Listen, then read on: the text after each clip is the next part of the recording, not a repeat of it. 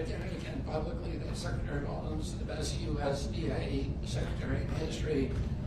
And the reason for that is, up until this point, every USDA secretary has focused on food quantity. This is the first USDA secretary who is focused on food quality, on nutrient-dense food, on food that is actually going to increase the health of the American people at a time when we are in a chronic disease crisis. Her changes to the SNAP program are emblematic of that commitment. SNAP, we're spending $405 million a day on SNAP. And about 10% is going to sugary drinks. And between, if you add candies to that, it's about 13 to 17%.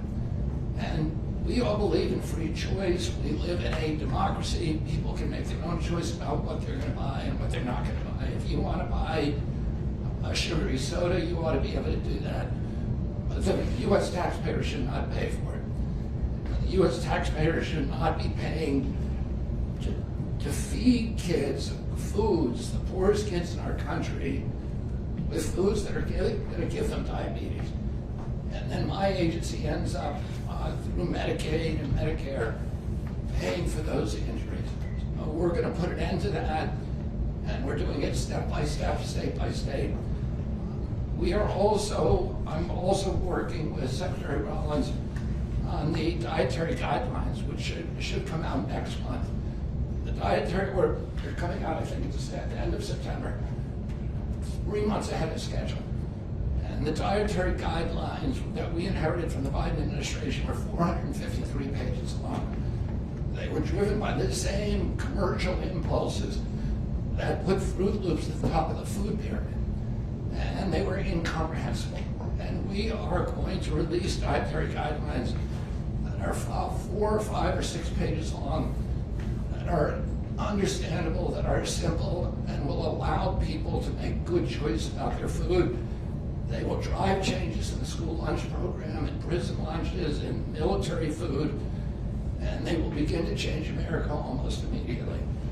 We're also working on the release of the MAHA report.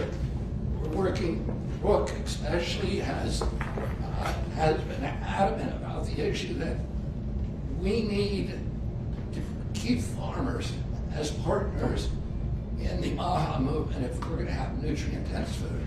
And that is what we care about.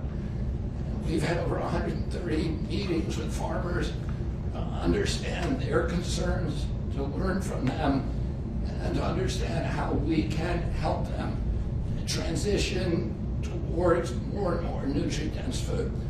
I also want to thank President Trump for the big, beautiful bill. If we're going to save the American farmers, we need to save rural America. Right now, Medicaid gives about 7% of its funds to rural hospitals, 7%. It's about $20 million a year, $20 billion a year. We are now going to add through the Rural Transformation Bill, we're going to add another $50 billion over 5 years. So $10 billion a year that's going to be distributed to the states, to rural areas, and that is going to add about 1/3 of the money that they now receive from Medicaid, and it will transform them. And it will allow these institutions, which are so critical to the economies, to the culture, to the health of rural life, it will allow them to flourish. And the president understands the American farmer.